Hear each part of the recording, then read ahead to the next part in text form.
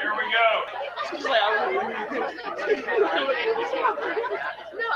We got to do it again. Somebody had their eyes closed. She wasn't looking. Okay. All right. Thank you. Okay, thank you. First of all, a couple of things. This is an exciting day on a couple of levels. First of all, because we are going to be getting into our second semester project. Hopefully, you guys have seen a little bit about this, know a little bit about what you're getting into. But we're going to give you some specific information on that a little bit later today, and some maybe some helpful hints about research tools and some of the things to think about as you're researching these kind of controversial topics. But pleased to start off today with a presentation. Some of you from Madison may know him as your school board chairman. Dr. PennHollar comes to us from Shenandoah University, where he is a professor of religion and philosophy. He's going to talk a little bit about ethics. He also got his PhD at the University of Virginia. He's also a baseball player at the University of Virginia. I believe you did your undergrad at Duke. You went master's degree at Duke. You have a lot of degrees, so it's hard to keep track of them all. But we're going to hear from Dr. PennHollar. He's going to be doing some talking about ethics and technology, obviously, which is our topic. This is essentially a college-style lecture from a college professor. So you will want to have something out to take notes, because as you guys get into technology and the ethics of technology for your presentations, you'll want to think about some of the implications here. So get that stuff out.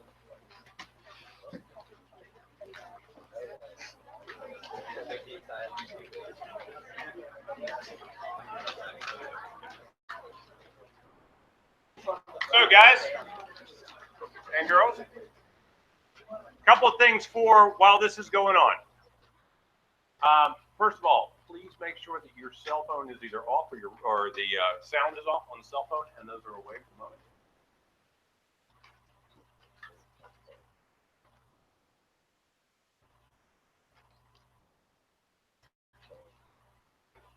Okay, so we just got informed there's a little bit of a water issue here at the hotel today, which is great timing for having a day where we got like about 180 of us here. The water's going to be turned off in about 20 minutes, and then it's going to be back on a little bit later this morning for us. If you need to go to the restroom, you can quietly head out that back door there, and the restrooms are over in this corner out the hallway there. At this point, of course, everybody will know that's where you're going if you get up and leave now. So. Okay, back up here for a sec. So cell phones off and away. You will be, at least one person in each of your subject groups will be using a cell phone in a couple of minutes here. Part, other than when we ask you to actually do something with the cell phone, out during the course of any of the time that we're up here and talking with you guys. So at this point, Dr. PennHollar. So we'll just keep on rolling here. So how many of you guys, just on a quick poll, how many of y'all have actually looked at the website with all the guidelines? That's pretty good. Okay. We'll be going through some of that information. How many of you are nervous about this project?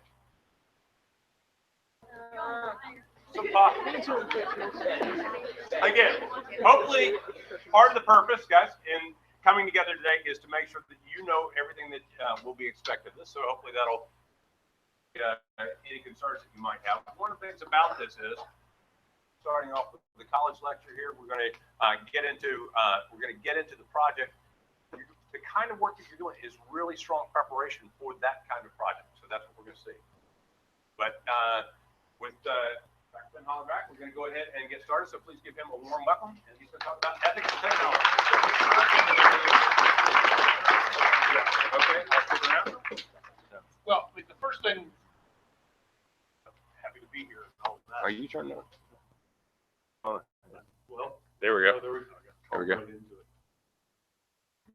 So the first, we're going to talk about the ethical implications of technology. And the first thing we want to do is to think together about what we're even talking about. Technology and ethics.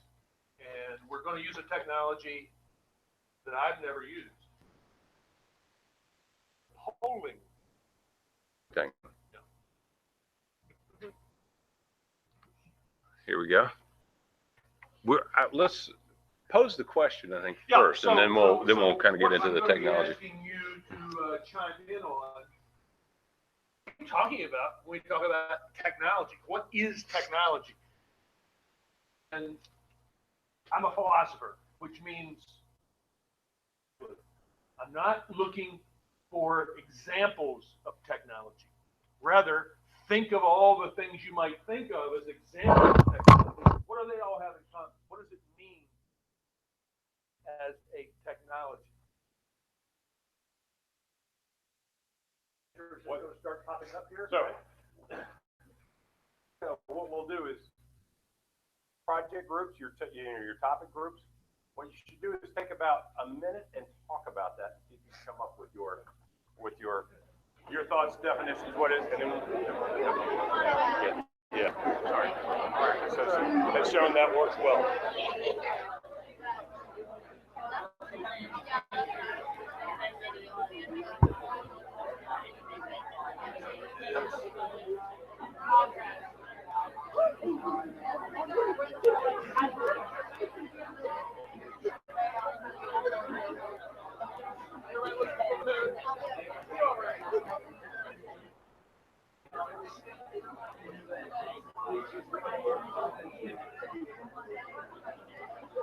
I realize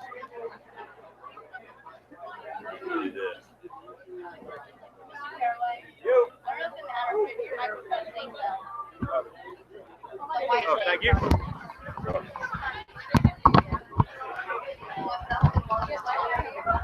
I think we can.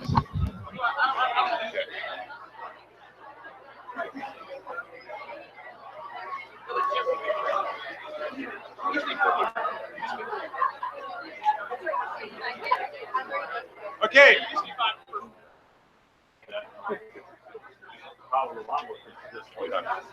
Here's what we need you to do. You've talked about what is technology. So we're going to get kind of collective definitions about this. So what you need is one person in your group needs to have a cell phone out. Somebody that has texting capability.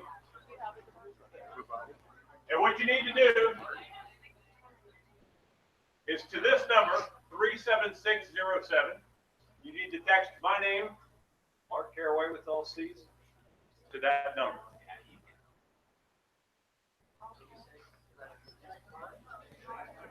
Oh.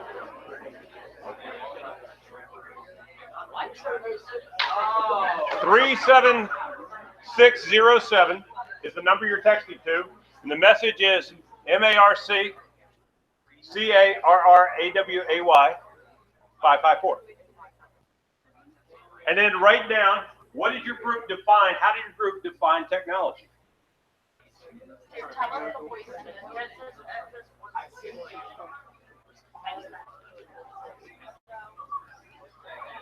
These will show up.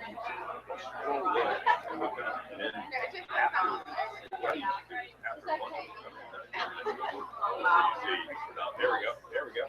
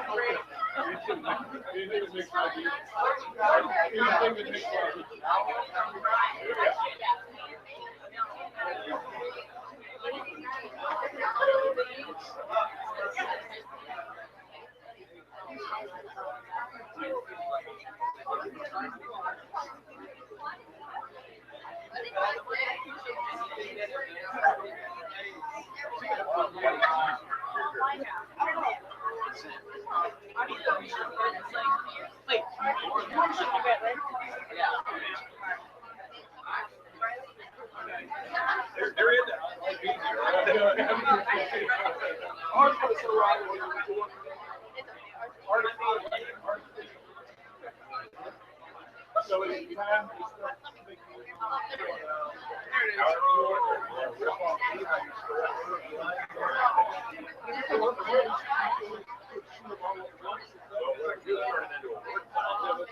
and actually, if you're still coming in, the word cloud more answers come in. Let's do that.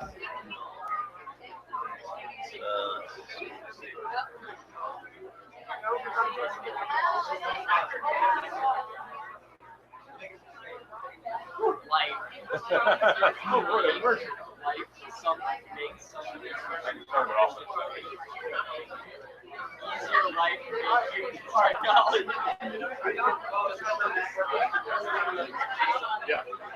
Rather than talk about Okay. ethics will be different. All right. But probably the same process. Have them talk about it for a second. All right. Got you thinking, and I see some patterns in your thinking, and we'll talk about that in more detail. But now I want you to talk about a different term. I think the one that might be a little harder for you, maybe not. What is ethics? All right, talk about that quickly, briefly. You won't be able to put answers in yet. Just talk about it for a moment.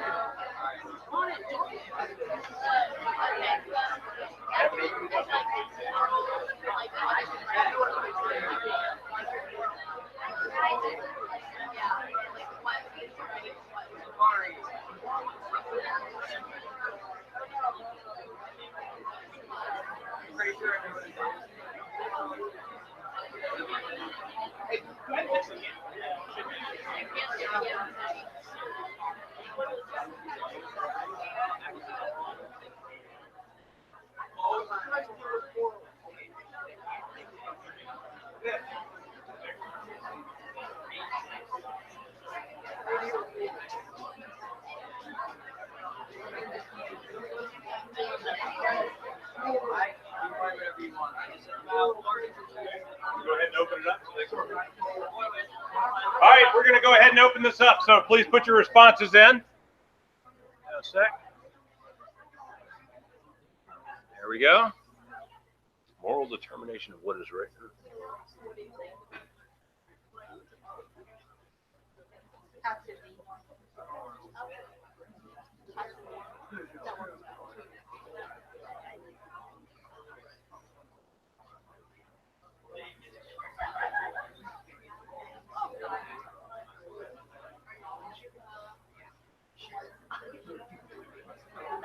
Shouldn't be crossed.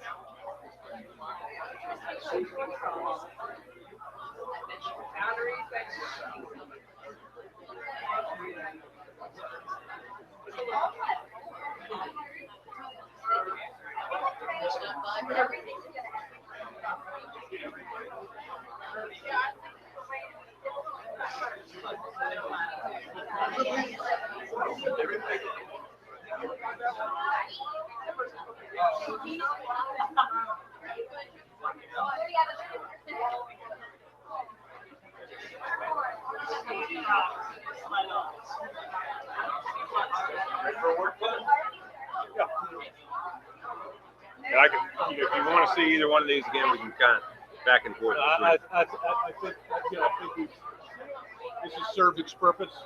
Let's look at the word cloud briefly and. Yeah, see what kind of.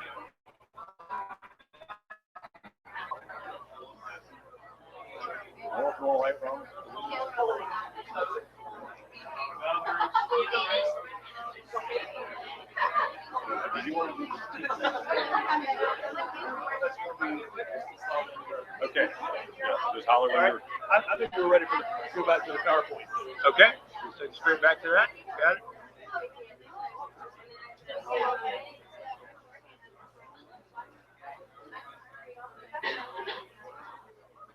All right. Well, thank you for playing along. There's. Some ancient technology there. So why is my clicker not working when it was a minute ago? Ask this out. I'm dead without my clicker. No second. This wouldn't be happening if we were using. If you were using Google Slides, this would not be happening. All right. Try it from here. Yeah, we're okay. Okay. Got it. Okay, so you all thought about what technology is and had a lot of really good answers. Mark and I were both noticing you were talking about making life easier, and that's going to be fun to work with as we move over to thinking about what ethics is. Here's my simple definition of technology. It's the practical application of knowledge, especially scientific knowledge. Obviously, we're living in a time when technology is exploding, and that's the result of scientific knowledge having exploded. And we're applying all that knowledge to various things some specific task or problem, as you all said, many of you said, that make our lives better in some way. How about this definition? I like this one. Increasingly sophisticated tools for solving human problems.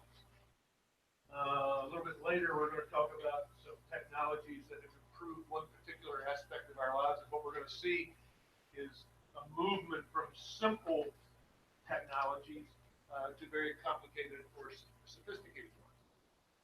So what is ethics?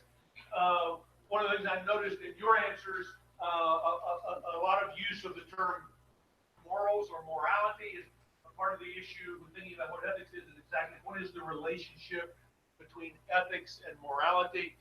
You talked about beliefs, which reflects the fact that maybe different ones of us have different beliefs about what's right and wrong. Another term we saw a lot of. So let me tell you how I define ethics in my ethics classes. I call ethics critical and systematic reflection on morality or the moral life, both in its individual and its collective dimension.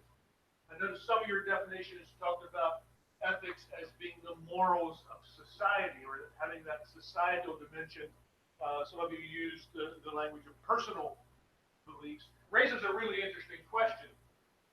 If you could draw that distinction between personal beliefs about morality or the moral life from social ones, my question would be, well, where did you get your personal moral beliefs?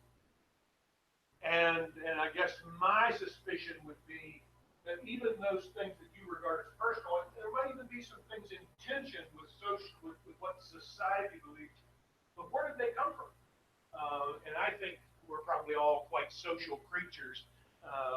That in some way, even our personal morality and our personal beliefs, ultimately, is in one way or another rooted in the society or the culture of which we are part.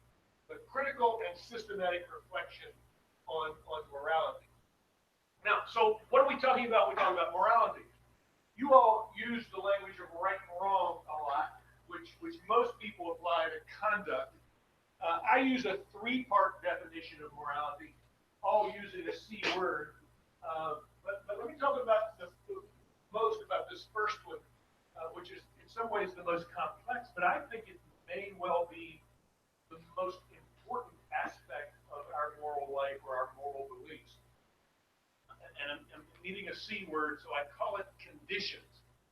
What are the conditions that make our lives complete or whole or fulfilled or happy? Again, when you all define technology, many of you said things that make our lives better or that improve our lives or address some want or need. Well, how do we define what would make our lives better? What is our sense of what makes life worth living? Sometimes I like to put it this way. Why do we get out of bed in the morning? Why don't we just sleep? Or let me be even more bold. Why don't we commit suicide? Right? I mean, there must be something in our lives that we think makes our lives worth living. On the other hand, our lives aren't perfect, are they? What would they look like if they were perfect? What conditions would have to exist in our lives for us to say, at the end of the day, that's a perfect life? Right? Money? I mean, that's going to be a part of it. One has to have enough financial resources. But even that, what's money good for? Buying things, what kinds of things? Food, shelter, healthcare, friends.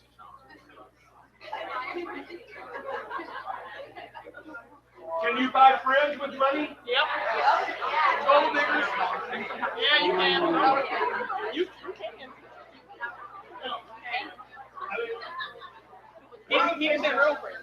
One of the things that's really interesting when one thinks about questions like this is that often we find our sense of what makes life worth living, different aspects of our sense of what makes life good, what a perfect life would be, are in tension with each other. Right? And since we settled on money and friends, well, there's one that might be in tension. That is to say, imagine a person who answered the conditions question as money, resources, access to stuff. That's what makes life worth living. How would they treat their families and their friends? Probably pretty terribly, right? I mean, they would probably treat their family and friends simply as a means to money, right? On the other hand, we can imagine a person that cultivated their relationships all the time, right? And didn't have time to go to work, right? Or didn't have time to learn what it needed to do to be successful in whatever employment they're in. So there's kind of a natural tension, isn't there, between the degree to which what makes us happy and whole is related to relationships and how much of it is related to access to resources. Have you ever heard the thing that nobody ever died saying, I wish I'd spent more time at the office? But yet many people late in their lives say, I wish I'd have spent more time with my family. I wish I'd have spent more time. I wish I'd have gone to all my sons or daughters' soccer games rather than working overtime, right? And so a sense on our part, a lot of folks' part, that we get imbalanced there in that possible conflictual relationship between relationships and money. Now I begin with this seed because I believe this is probably the most fundamental moral question we answer. Right? Or it's our beliefs about this that ultimately shape our beliefs about the other aspects of the moral life we're going to talk about. Right? So conduct, right? When you said right and wrong, you were probably thinking about conduct. What should I do or what should I not do? What does society say I may do? What does society say I may not do? What are the barriers or the boundaries that I should or should not cross? Right? I'm convinced that our understanding of all that, which is the most obvious part of morality, is actually profoundly influenced by our answer to the C question. Right? What is life for? What's life about? Right? I mean, let's take a common rule: don't lie. Why do we think it's wrong to lie? Well, I think we think it's wrong to lie because lying inevitably involves manipulating another person, treating another person as simply a means to our own ends, and we value friendship, we value trust in our relationships, and therefore, right, we have an understanding of inappropriate conduct as something that undermines, something that disrupts, something that keeps us from experiencing those good quality relationships. So ethics is critical and systematic reflection on the things that make our life better, things that are truly improvements in our lives and conditions we need to be happy, and then from there, right and wrong conduct. What behavior is appropriate, what behavior is inappropriate. Now, this one is one I think folks often forget. It's really interesting that sort of the first moral philosopher who addressed ethics was Aristotle. And his entire focus, well, not his entire focus, but his primary focus was on character. How does one become a particular kind of person? And the way I often talk about it with my students is this: have beliefs or make judgments about right and wrong conduct. For better or worse, you make judgments and have beliefs about good and bad people, right? So a person that habitually lies, a person that has no respect for your stuff or your space, you'll say, that was wrong, that was bad. But eventually you'll say, and that was wrong and that was bad, and he does this often enough, and he's a bad person. Right? So we make judgments not just about discrete acts or conduct. We have beliefs about people. And we have concerns about ourselves, right? I mean, what qualities of character do we want to develop or learn? Fancy words philosophers use is inculcate. How do we inculcate traits of character in people that we think are good or that we value? And those traits of character that we think are good or are valuable, we call what? You know what the word for that is? Virtue. Right? What are the virtues? Can you name some virtues? What are some traits of character you value in a person? Patience. That takes a lot of patience to sit through a talk like this. Honesty. Any others? Kindness. Trustworthiness. Intellect. Wow. Does being a good person require intellect? They don't like your answer. Aristotle talked about the virtue of prudence, by which he meant an ability to discern what's going on in a situation.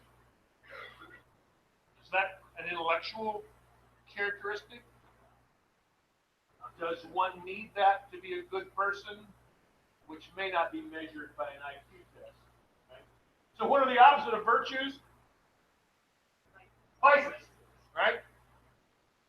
And Aristotle was very interesting here. I mean, I was going to ask you, so what's the opposite? Somebody mentioned patience. What's the opposite of patience? So an impatient person is a vicious person, person of vices. You all said trustworthiness, honesty, easy to say, untrustworthiness. Right?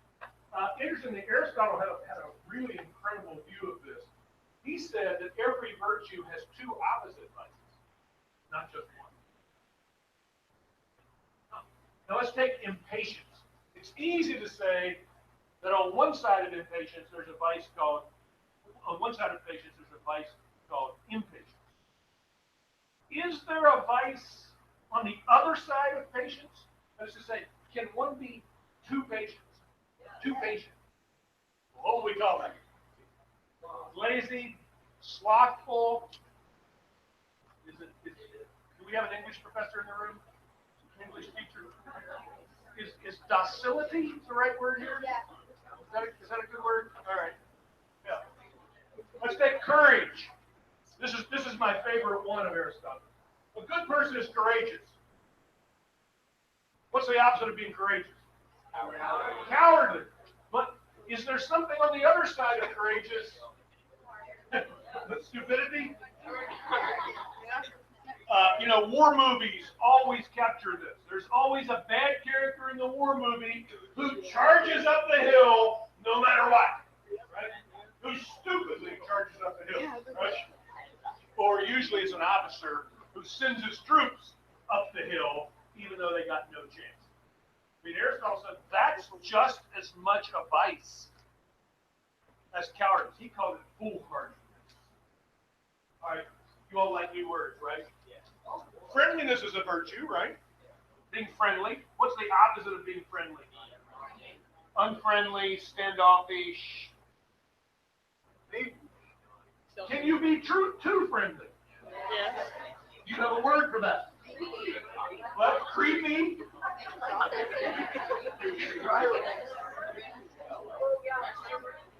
Extra. Well. All right. Here's a new word for you. I'll bet you've never used this word in a sentence, but you're paying.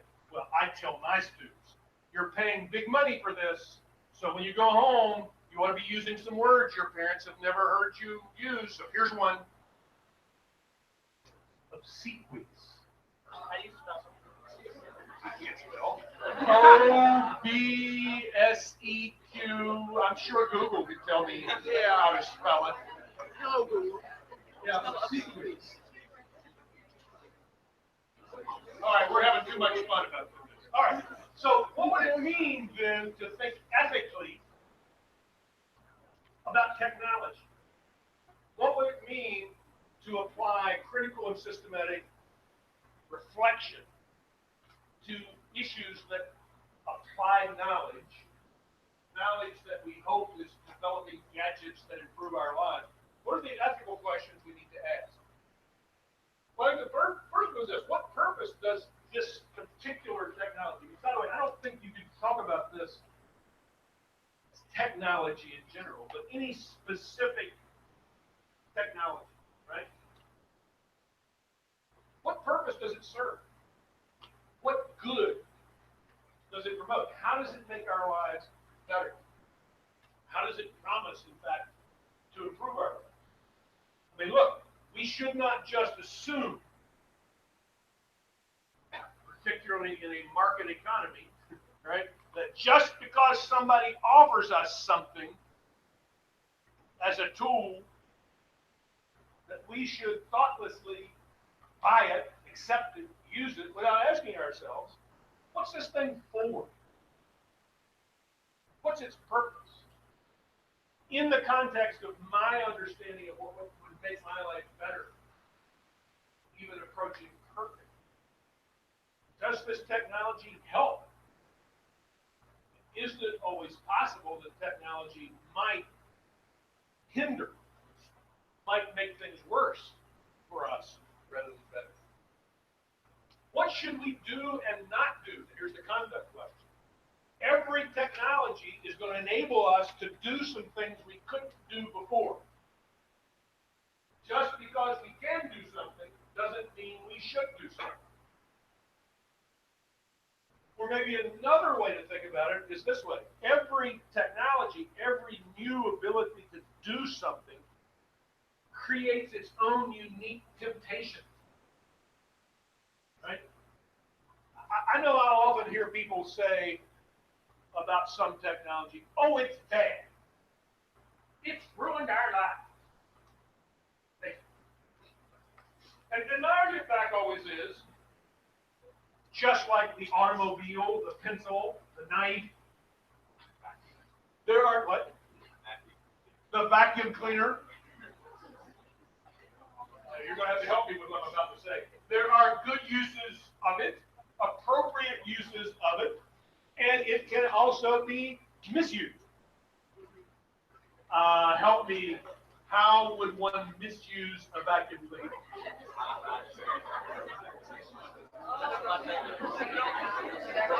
Wait, bumper cars on it? We're not going to do a poll on that.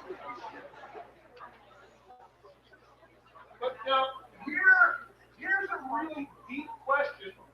Again, I think if Aristotle was here, Aristotle would be insisting that we think most about this.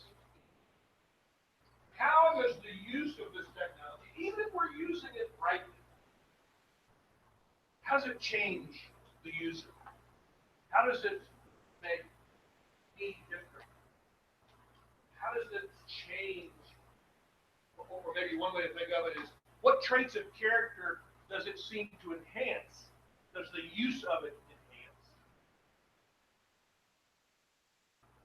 And what traits of character does it undermine?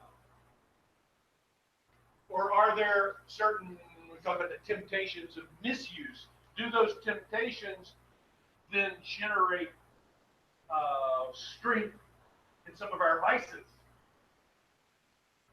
You know, I'm speaking with the assumption that you have vices. And I have. Do you think you have vices? Yeah. No vices. Yeah. This is the vacuum cleaner guy. Yeah, don't we all have traits of character that are good? And we all have certain weaknesses. So how does this technology fit in to all the ways in which we become we're constantly in the process of becoming, right? How do these technologies affect our becoming? Now, I think it's also important that we ask what I call social ethical questions. Ethics is not just about the behavior and the values and character as it relates to individuals. Ethics, morality, we make moral judgments about institutions, we make moral judgments of the policies of institutions. We have institutions to serve particular purposes that make our lives better, like the school. Right? It's obvious what it's for, right? What's it for? Education, learning. What's education and learning for? Help you get better jobs, make you a better person, help you understand your world better. I mean, clearly, that's the good that an institution like a school serves. So social ethics is focused on the morality of humans, groups, communities, or institutions. It involves attention to the culture, right? The economy, the institutions that affect our economy, the political institutions of our economy. Social ethics requires attention to power. Some individuals and some groups have more power than others. Right? Some institutions that have power use that power wisely and well and fairly and justly to improve the lives of the people that are affected. But some institutions use their power to oppress. Some institutions use their power just for the benefit of particular groups and not all of us together. Social ethics is concerned about that. So ultimately, it raises the question of justice. So let's think about this as it relates to technology, right? Whose interests does a particular technology or tool serve? Whose good does it promote? I mean, is it possible that though it's offered to us as something for all our good, in fact, it primarily serves the good of some smaller group, and maybe even a group with greater power? How does this technology actually increase their power over us? We're going to get specific and concrete here in a little bit, and maybe you'll have some answers to that question. Now, what are the prospects for trickle-down benefits? What do I mean by trickle-down? Well, maybe this technology was created and employed primarily for the benefit of one group over the other, but it's still the benefits trickle down. So that everybody benefits in one way or another, but even more so, what are the subversive possibilities? Y'all know that word subversive? What does that mean? What does it mean to subvert? Do you ever engage in subversive behavior in your school?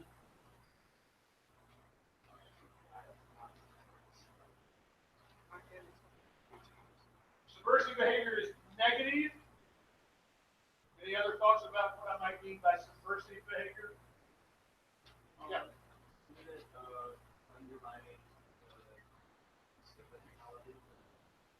Well, I like the start, undermining, but what is a subversive behavior undermining?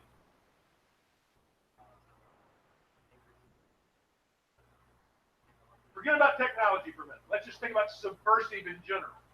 What I'm trying to get at is how technology might be used subversively, but let's think about what it would mean to do something subversive.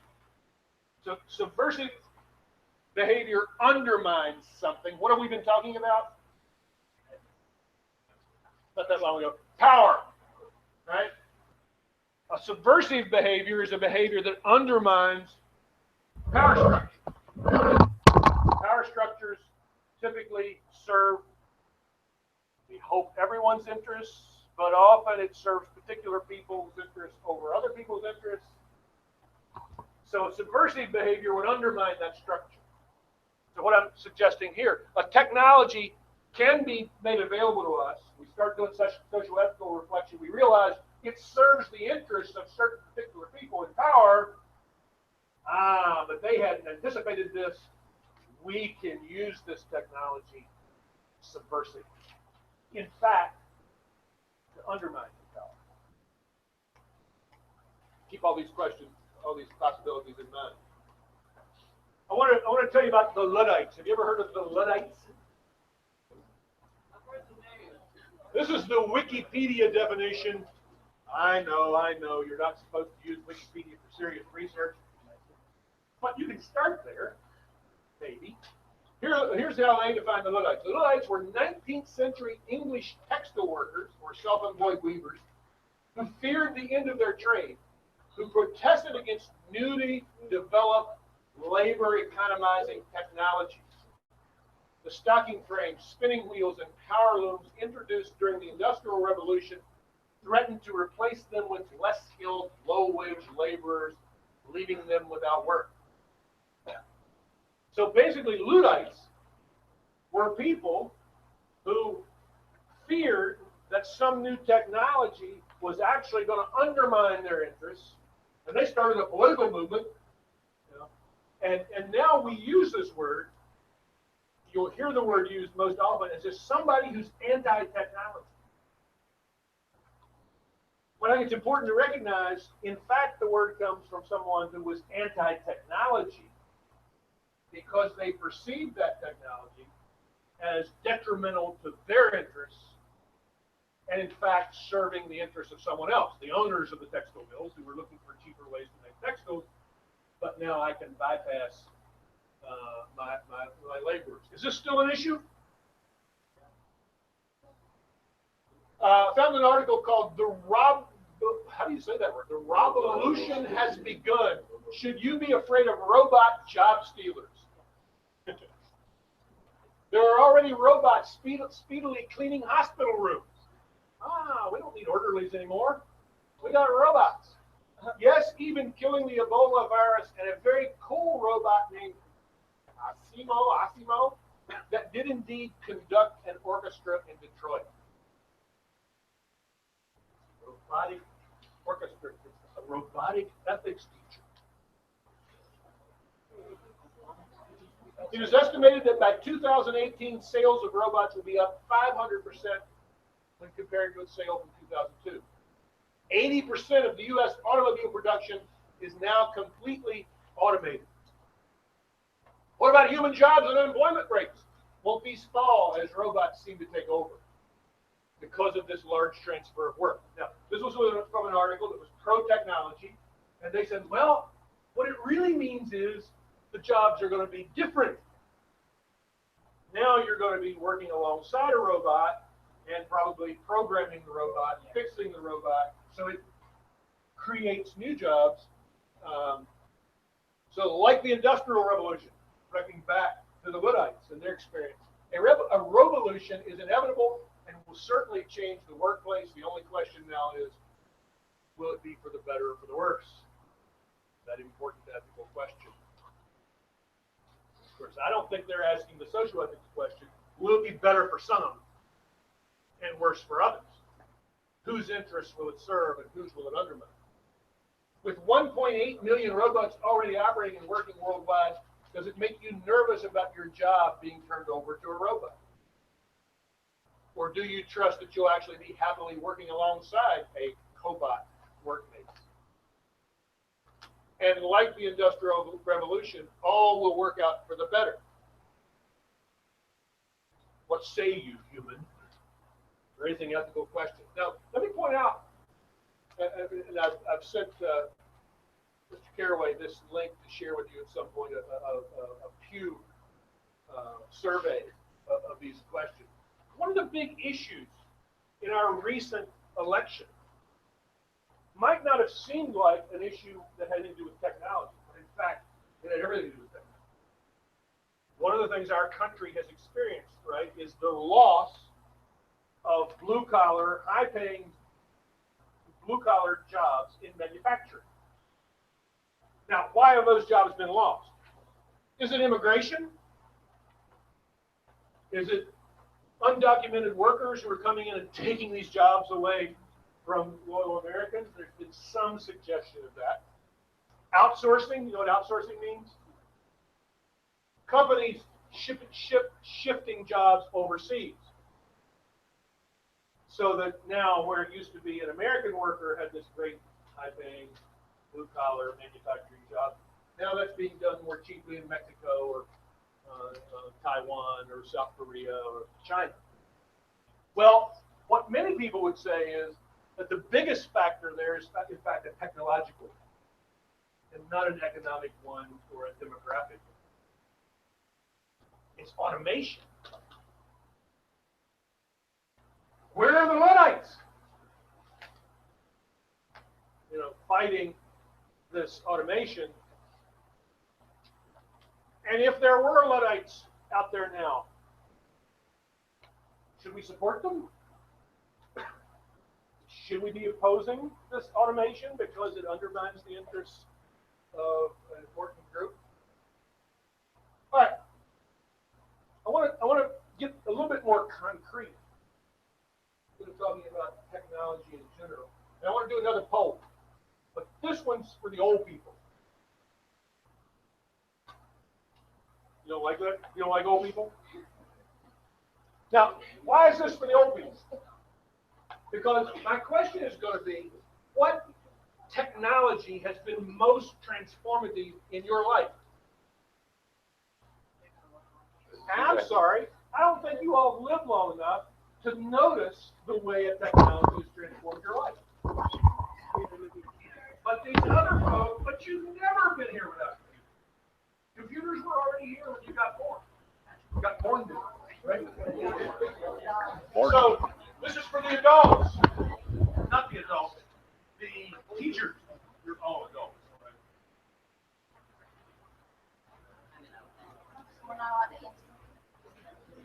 Nope. Yeah, please, yeah. Don't answer. I want to hear the. I want to hear the teachers answer. So teachers, once again, you're going to be texting to 37607. You'll be texting my full name 554. What you all might be doing. We don't want to see any cell phones out for you guys. What you think they're going to Turn this on.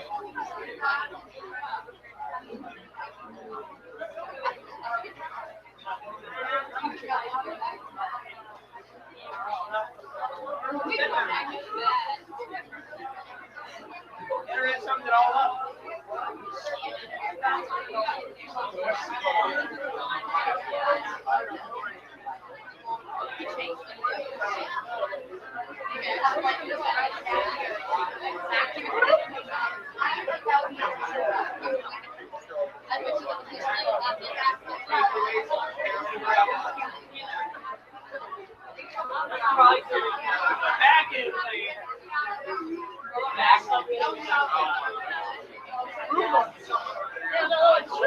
The vacuum cleaner has had no impact on my life whatsoever. I don't know if you've noticed this, but men's hands just do not fit the vacuum cleaner. I vacuum all the time. What are you talking about? So some people just can't resist making judgments. Cell phones bad. They use their cell phone to send us that message. Exactly.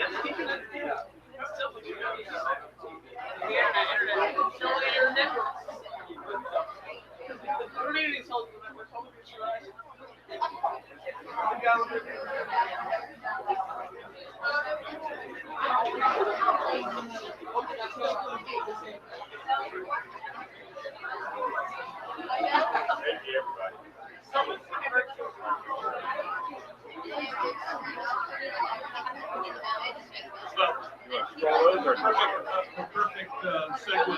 Okay, take you back to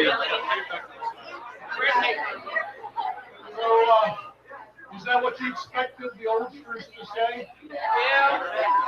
And am I right? You don't know what life was like before the internet, the cell phone, the personal computer. What's the cell phone but a personal computer in your hands? Right? You all won't know what life was like before then. Right? So can we lump all this together and call it social media? It's social because it's ways that people connect. I think of the personal computer and how it's changed my life. The first thing I think about as a teacher and a scholar is how it changed the way I write. It made me realize that all through college and all through seminary and halfway through graduate school, first drafts. Because it was too hard to write a second draft. And then when I actually wrote my dissertation on a computer, I was paralyzed by the power to edit, right? And so I finally had to create a rule for myself. You will only work on what you wrote yesterday for 1 hour before you start working on, actually, I gave myself noon. You can only edit until noon, and then you've got to start writing new stuff. I had to create a rule for myself. So in some ways, the computer wasn't actually a social media for me, but absolutely changed the way I write. Believe it or not, my lectures got shorter and more compact because of the computer. Can you imagine why that was the case? Before, if I wrote it, somebody was going to hear it. Now, I can cut that, save it over here somewhere for another place where it might be more useful. Turns out most of that stuff never gets used anyway. But it made, Shannon Johnson has heard me preach, haven't you? Yeah, you should have heard my preaching before the computer. Oh. So the computer, I think, drastically improved my writing. So what are we talking about? Social media. Here's some ancient technologies. The pen and paper. How many of you have written anything on pen and paper in the last week? You Luddites. The telegraph. Have you seen telegraphs on the video? Have any of you ever gotten a telegram? Yeah? Radio and television. Do you think of radio and television as social media? I mean, when I threw that on the list, it made me realize how wonderful what we've got now is compared to then. In what direction does the communication go in radio and television? One direction, right? From the communicator to the audience. One of the wonderful things about our new technology, well, somebody said the cell phone is bad, some of this is bad. Now the interaction in social media goes, I mean, just think about this. You have the power to send a text message to like hundreds of people, right? Well, probably just thinking I'll text you back. Quite different from the radio, right? And the landline telephone. And now what are we dealing with? You know, I was telling Sally, who's much more sophisticated than I am in regard to technology because she does the Google thing, that I was almost going to send her this slide last night for her to correct it. But I was trying to divide up the technologies that are behind social media into the hardware and the software, right? A distinction you understand perfectly, right? So the hardware, the personal computer and the cell phone. But think about now the software that powers that stuff and how that creates what we call social media. Email. Again, I can email hundreds of people at once. I can email one person a whole lot more quickly than it used to be when I had to write them a note or call them. And I can't tell you how much email has transformed the way we communicate within an institution like where I teach, Shenandoah University. And it's funny how this works. Often when I'm remembering a story and I'm trying to date it, the first thing I'll think was, did this story happen pre-email or post-email, right? But it's an interesting story. It's going to involve some kind of conflict, some kind of communication with somebody. Did I communicate with them by email or did I call them? That helped me date it. Funny story. This would have been early 1990s. The president at Shenandoah University had been to a meeting of presidents reporting to the faculty, he said, there's this thing coming called the internet. It's going to change your life. I always laugh because here's the example. You're going to be able to buy anything. Shoes on the internet. And now when I see the 4th Amazon truck pull up to my door of the week, shoes, books, and seeds, and clothes, and biking shoes, you know. Shoes, shoes, he was right. Shoes. But then I also think about Facebook, Instagram, Snapchat, Twitter, YouTube. But now what I want you to do, and I don't care how you do it, but you just turn around and maybe 4 or 5 of you in a group, and let's answer or think about the answers to these ethical questions. The questions I say we need to raise. So here's the first one. In thinking critically about communication, social media technology. What are they good for? How do they meet our needs and therefore improve our lives? Just talk about that among yourselves for 4 or 5 minutes, and then I'll collect your answers.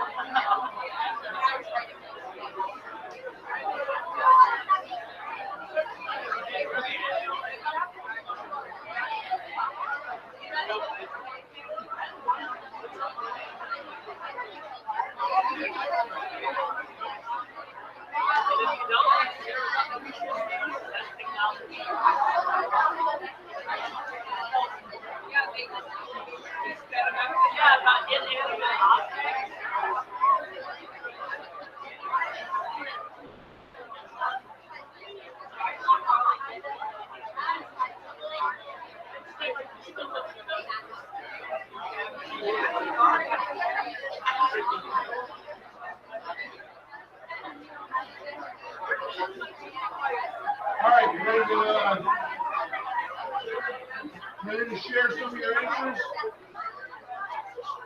So how do all these technologies that enable faster communication, all this stuff we call social media, How do they make your lives better? What need do they need? Yes, sir.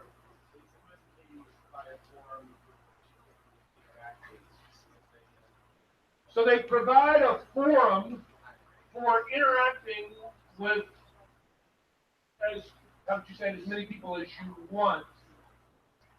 And so let me press you a little further. What good is interacting with people?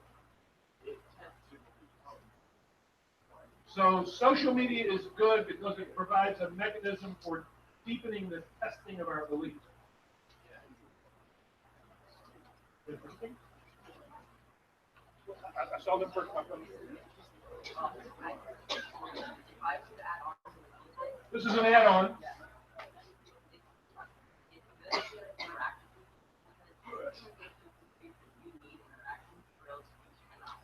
Yeah. So he says it improves our capacity to interact with each other, and that we are social creatures. Y'all agree with that? We're social beings. I mean, one of the things when I talk to my classes about the good for human beings, I'll use that almost an exact language. We are by nature social. Think about the degree to which our sense of what makes life worth living, the things that make us happy and also cause us the greatest pain, are our friends, our family, we all have a need for intimacy, right? Deep relations with a few particular people. And certainly at that level of friendship and connection, social media, is it fair to say, enhances our capacity to do that? I said it also enhances or improves on our knowledge of how other people go about their daily lives. It enhances our knowledge of how other people go about their daily lives, which is a part of this connection, right? So. It allows us to connect to like individuals who are not geographically to us.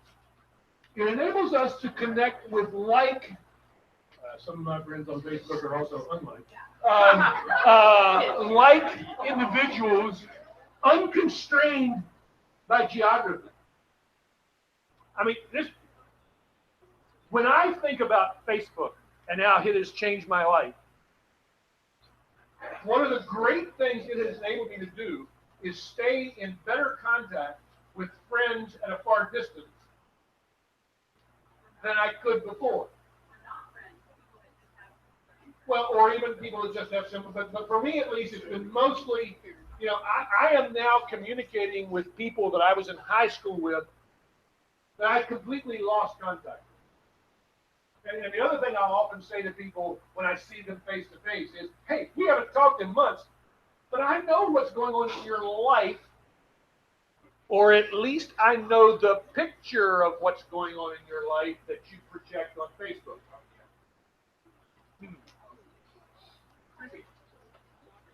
Other ideas about how this improves our lives?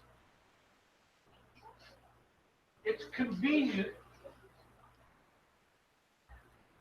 but that's good only because it's a convenient way to do a good thing, right? Or it's a convenient way to connect. But its convenience is a part of what makes it so wonderful. Any additional thoughts? You think these thoughts have sort of captured what you were talking about, all of you? Or anybody have anything radically different? Okay, how can these instruments be used wrongly? And what are the temptations that they create? Talk a little bit.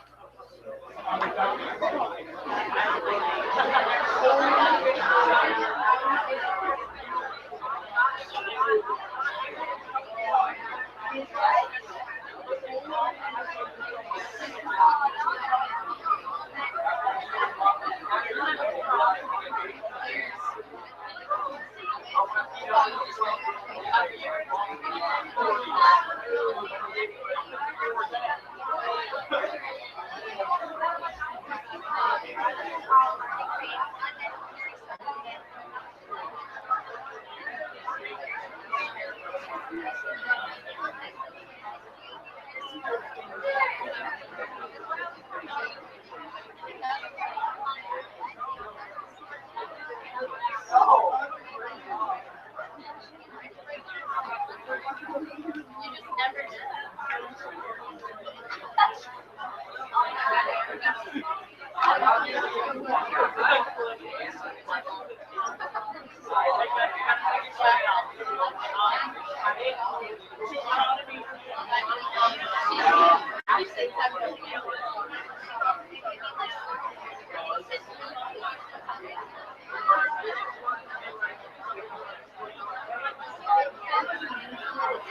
All right, this seemed like it's easy for you. Yeah. All right, we're going to have a contest. We're going to have a contest. We're going to see who can give us the worst example of the misuse of social media. So anything any one person says, you're going to try to find something even worse as a use of social media. I haven't heard from this young lady, so let's hear it. Cyberbullying, but let's get concrete. What do you mean by cyberbullying?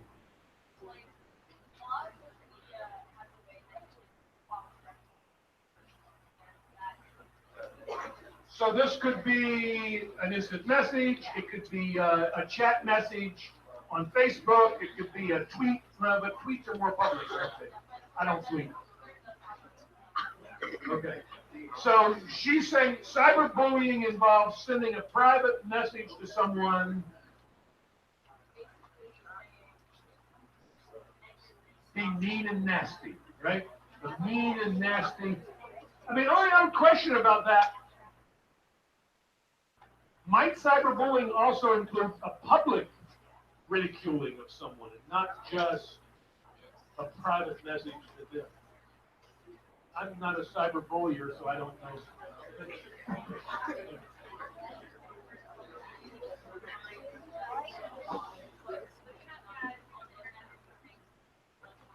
Yeah.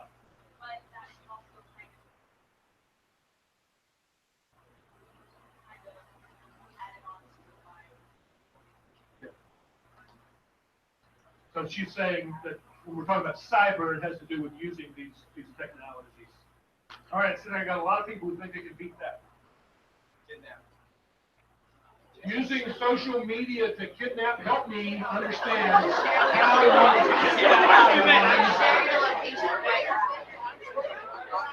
Okay. So certainly would we agree that social media can help to facilitate kidnapping by I guess you're anticipating a person revealing where they are to too many people wrongly, and so they are insecure and are therefore subject to kidnapping. Let me go way back to the back of the room.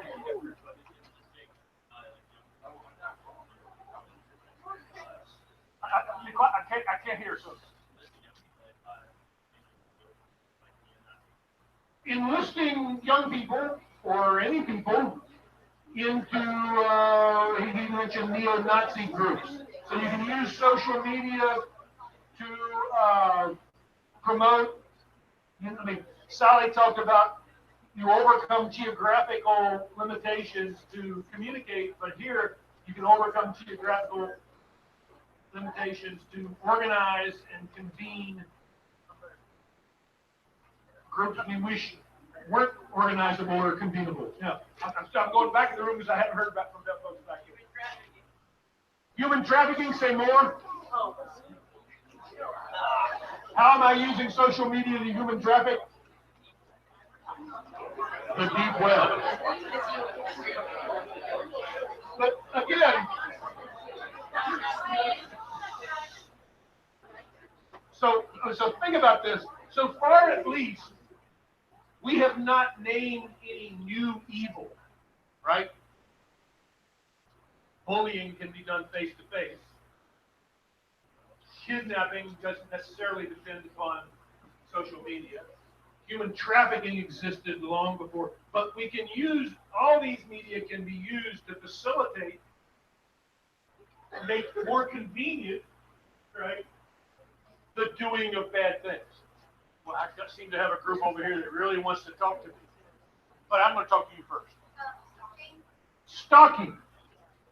All right, now when I think of stalking, I think of geographically sort of hanging out near a person in a threatening way. And you're thinking about cyber stalking. Yeah, like looking at what they're doing, getting back a lot of it, like past pictures. Uh-huh. Like, So this person, and when a person is stalked without technology, they feel threatened. And what you're suggesting is you can make a person feel threatened by stalking them on social media, even though you're not geographically present. like social media, And it actually increases your capacity to do this because you can keep your anonymity better. All right, what do y'all want to talk to me about? All you want to talk to me about the same thing, or? No. Oh, crap. Isn't it interesting? When I ask for examples of wrong, you are really good at this. All right, the guy in the red, he's jumping up and down. That's you.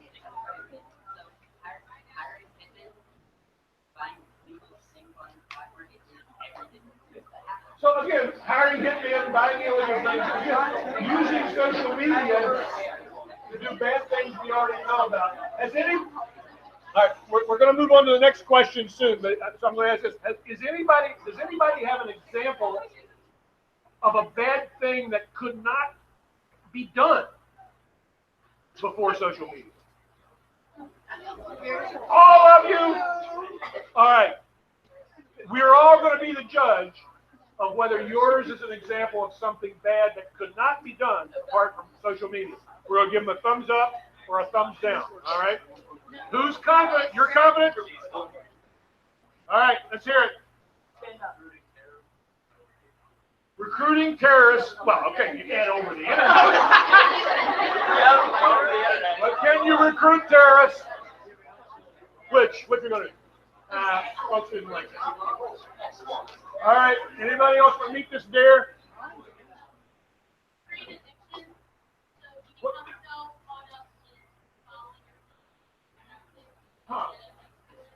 So internet addiction.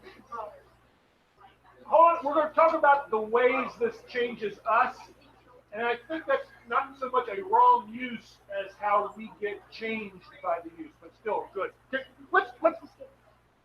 Can we move? Can we move on? I've never heard from her, so.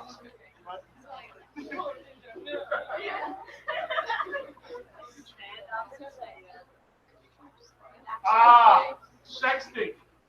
Right.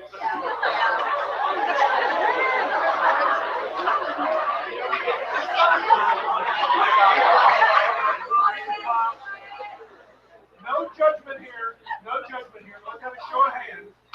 How many of you have either sexted or been the recipient of a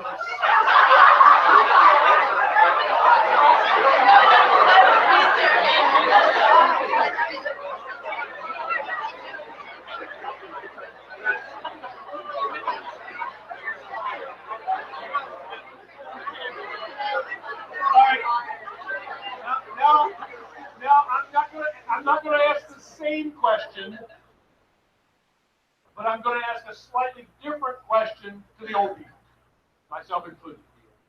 Was there anything in our lives before social media comparable to sexting?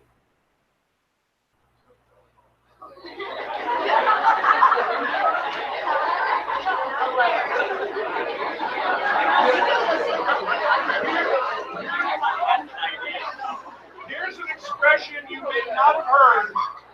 I do actually think there is a parallel from my childhood. I heard about children when I was growing up who played a game called "You Show Me Yours and I'll Show You Mine."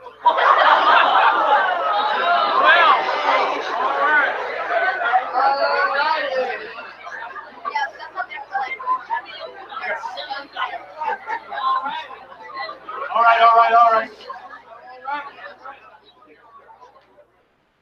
Now, I think the young lady back here raised this one. How does this change us? It can generate a kind of a tick. But let me give you an example. I'm not a tweeter. I've tried. I just don't see the point. If I, how many letters do you get? Yeah, I can't do anything. I can't communicate anything worthwhile in 160. But here's something I've noticed about how Facebook enhances a bad characteristic I have. Believe it or not, I'm far too concerned about whether people like me. And I will actually find myself having posted something the day before. Can't wait to get back to my computer to see how many people have liked it. What a strange thing. Isn't that odd? Does anybody else do that? I mean, I don't obsessively keep score, right? All right, so talk among yourselves, focusing on how does the use of social media affect who you are, either for good or for ill. Okay, but we're looking particularly, just how does it change you? Talk a little bit, I'll come back. I'll come to you first.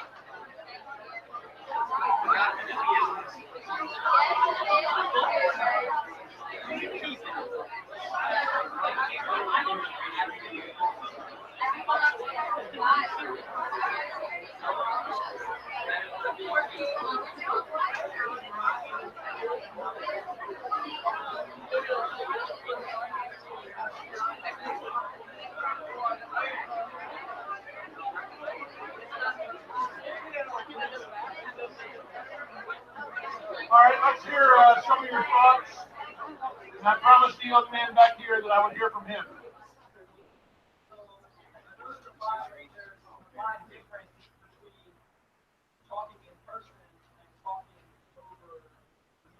Right.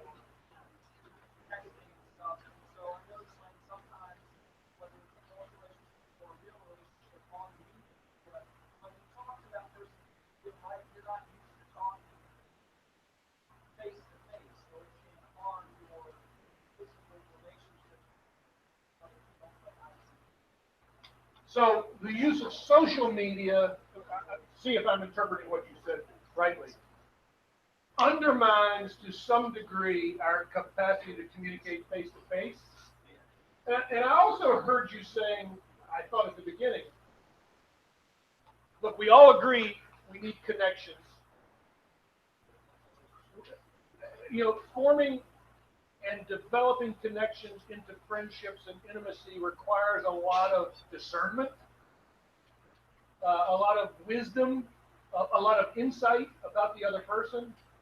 And somehow social media takes away a lot of the stuff that a face-to-face communication has that enables us to discern what relationships we want to develop. I feel like on the video, people find it where they can find it easier to hide who they really are. Yeah, and on social media, it's easier to hide who we think, who we really are. And I made reference a while ago to saying, I think I'm in contact with some of these distant friends, but I'm really in contact with the image of themselves they want to project, and not necessarily who they really are. Now, by the way, is that a challenge even in interpersonal face-to-face relationship? It's a challenge, but this makes it harder and makes us more susceptible to bad relationships. Yeah. Way back in the back row.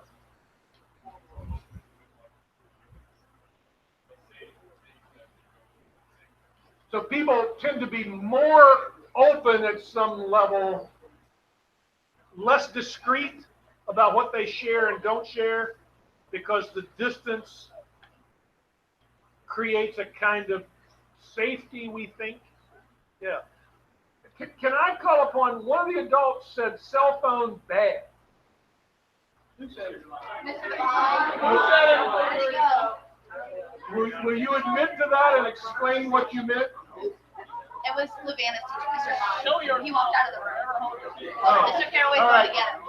Mr. Caraway is going to retrieve that person. I'll call on somebody else.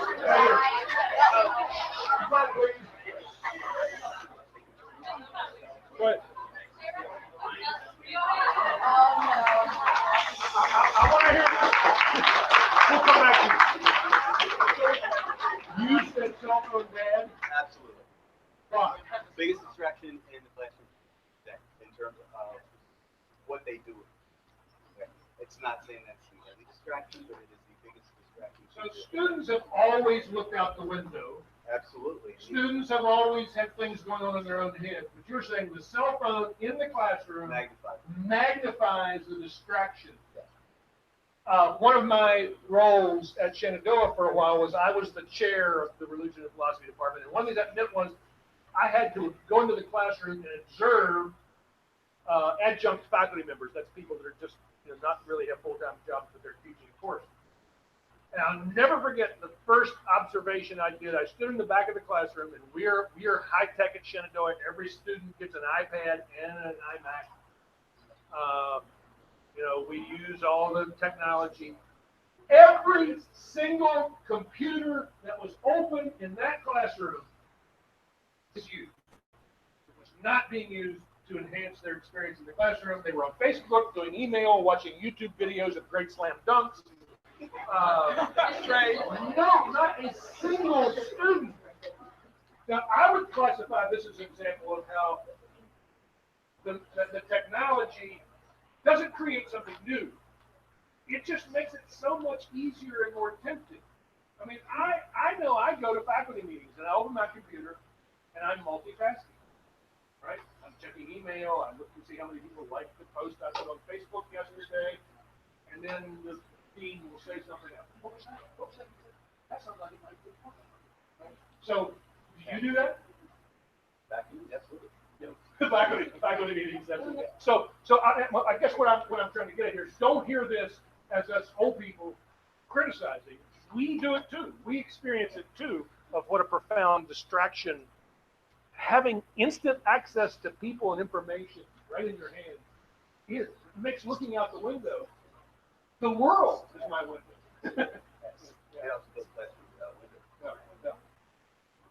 Anybody else want to add a way this might have changed us? Yes. The way that some students, our English teachers have sometimes seen people writing formal papers and actually just abbreviating the words like when we do in a text message. So he's saying you get used to abbreviating when you text, and you end up using acronyms in your writing.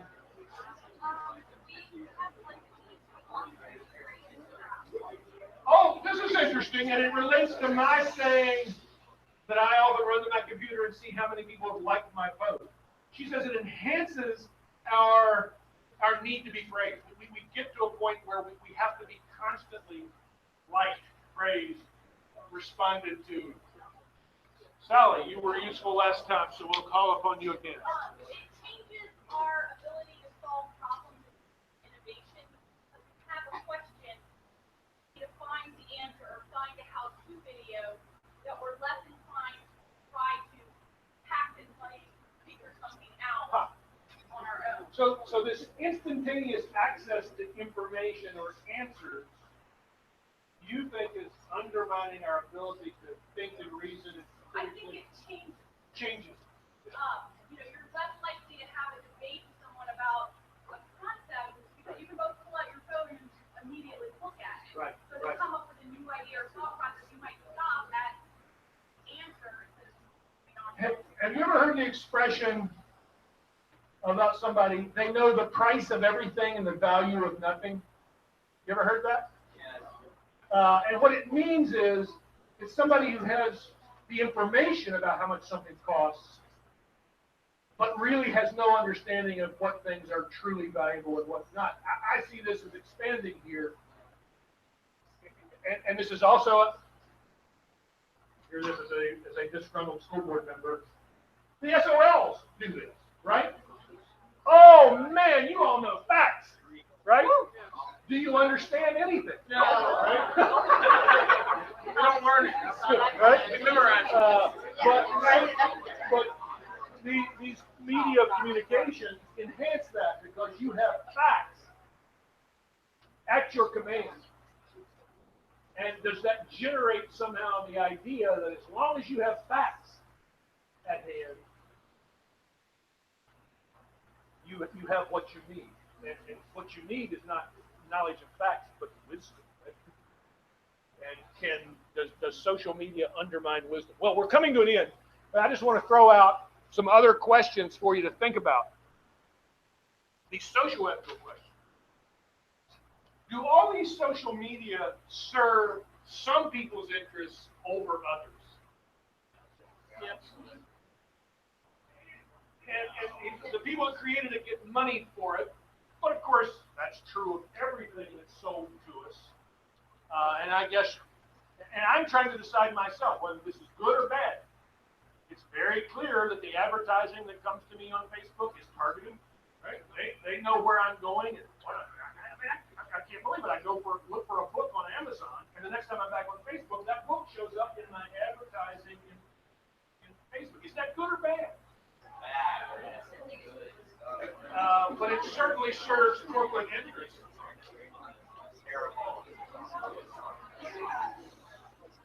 Can social media be used subversively? Oh, yeah. Oh, yeah. Who said oh, yes? Example?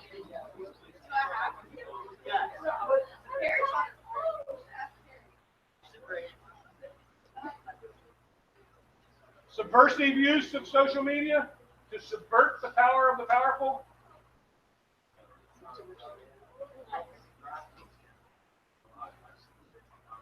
It helps grasp people. Somebody else a while ago said a poor use is the way hate groups can connect. But it also means that more progressive, more threatening, rebellious groups can connect. Do you know of an example of where social media was credited with helping to produce a massive change? But the Arab Spring, right? Does that mean anything to you? No. Say what you mean by the Arab Spring.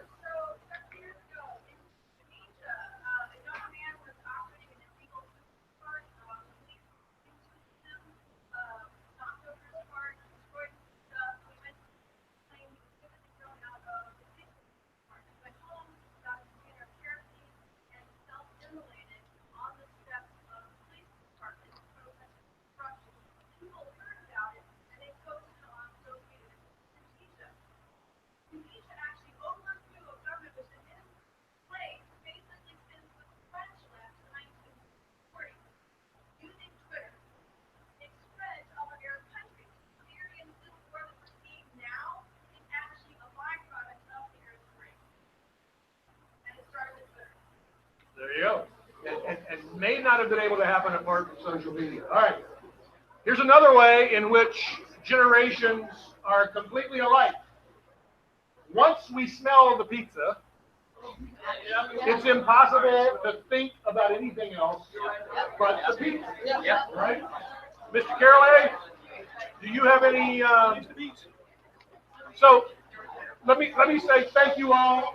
Appreciate your attentiveness. Appreciate your taking seriously